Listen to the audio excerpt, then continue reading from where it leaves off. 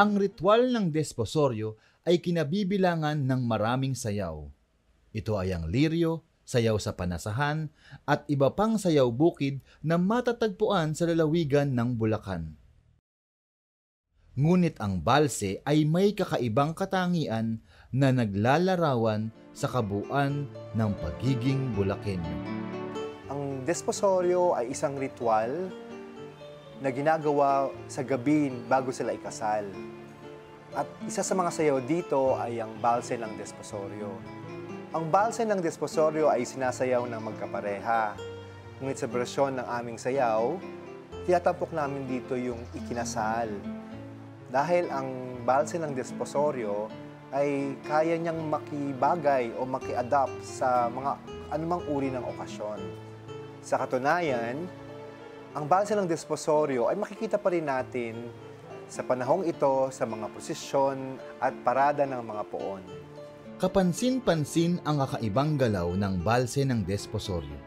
Sapagkat ito ay isang sayaw bukid, malimit na makita ang sabay na pagpadyak at pagkunday ng mga kamay.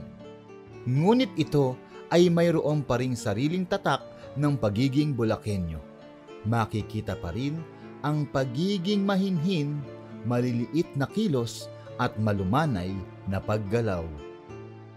Sa mga kilos at galaw naman na nakapaloob dito sa desposoryo, typical makikita rito ang mga tradisyonal na sayaw sa Pilipinas.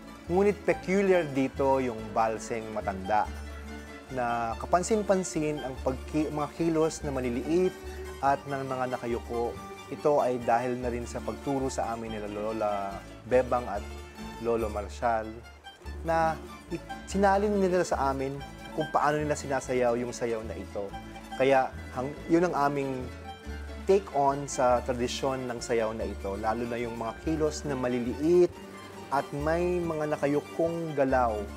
At yun ay dahil na rin sa impluwensya ng mga nagturo sa amin na galing sa Barangay Malanggam.